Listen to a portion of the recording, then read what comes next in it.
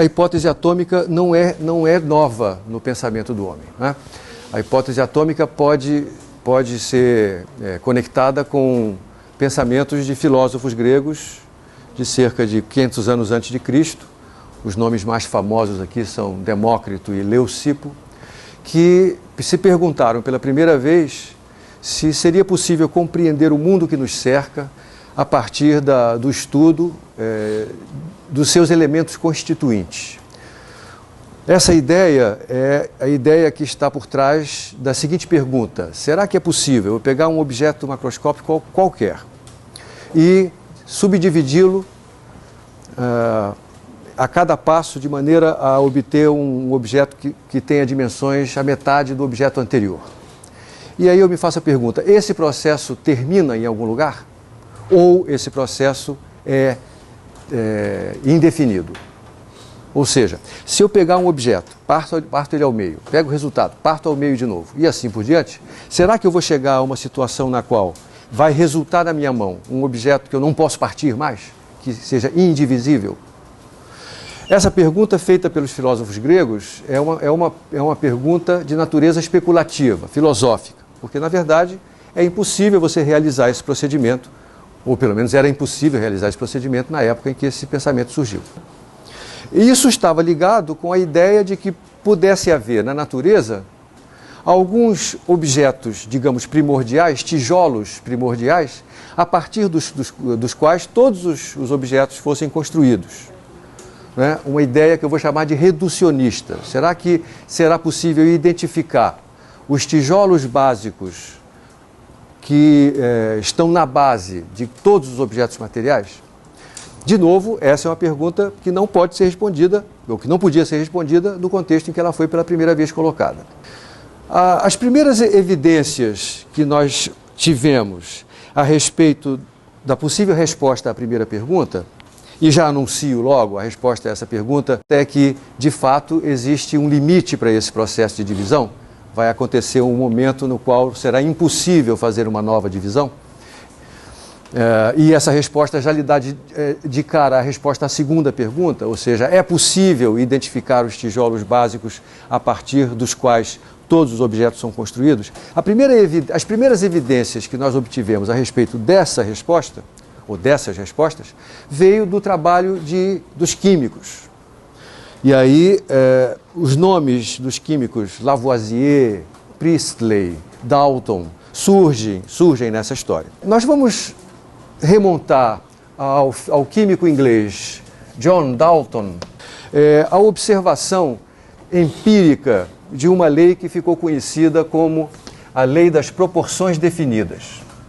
Na verdade, ele fez a identificação a partir dos gases, mas a conclusão é verdadeira mesmo para amostras em outros estados físicos. Se eu pego dois gases que ocorrem naturalmente no nosso mundo, por exemplo, oxigênio e hidrogênio. Parênteses, esses gases já tinham sido identificados como gases diferentes previamente, tá certo? Já nessa altura, se sabia que na natureza haviam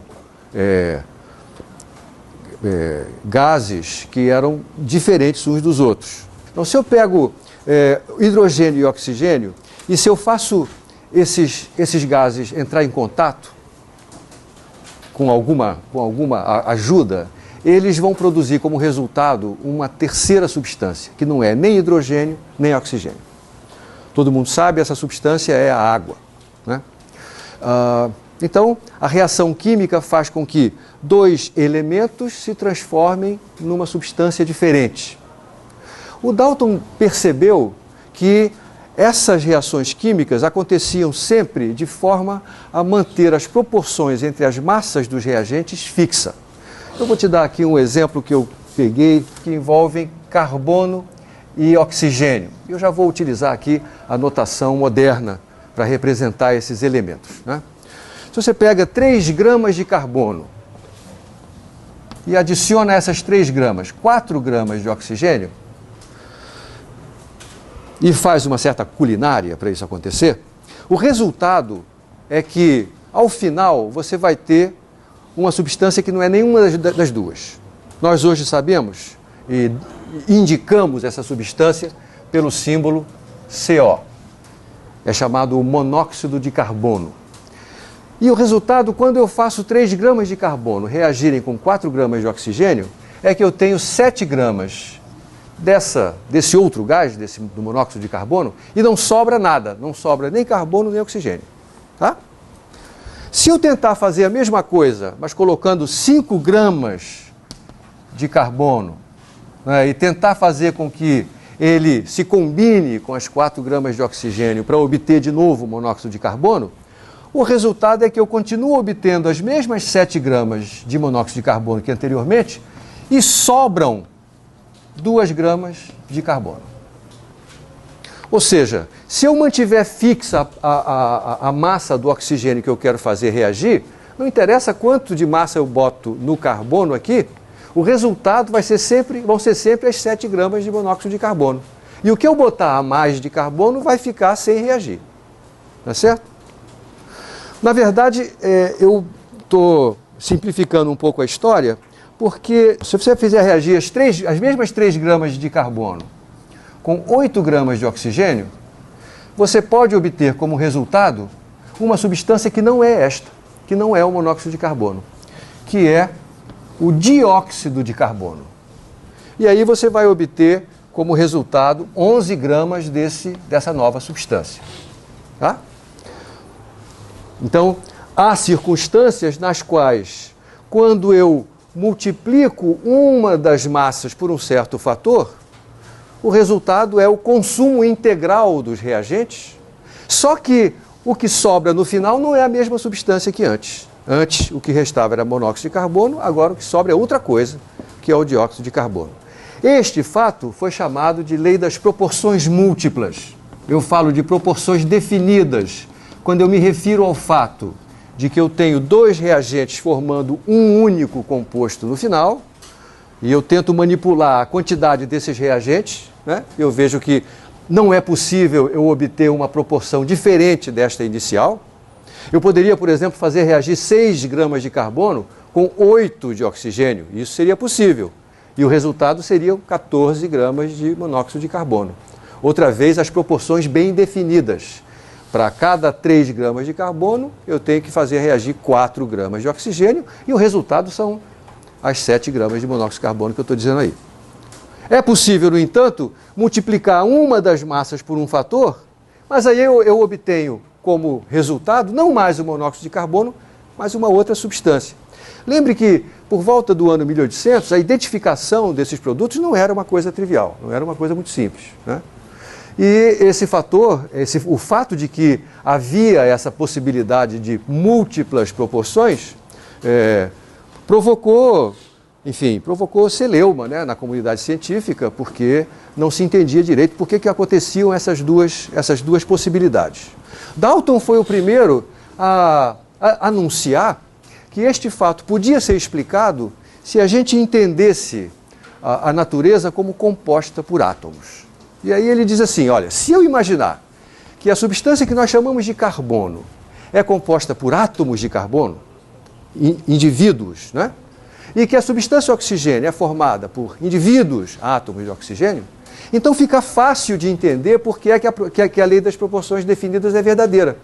Não é verdade? Porque cada átomo de carbono se junta com um átomo de oxigênio para formar essa nova substância, né?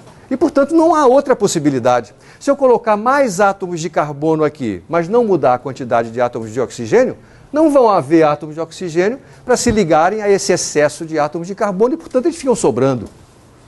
Tá certo? Quer dizer, se eu supuser como verdadeira a hipótese atômica, a hipótese de que os elementos são constituídos por átomos, então fica fácil justificar a ocorrência da lei das proporções definidas.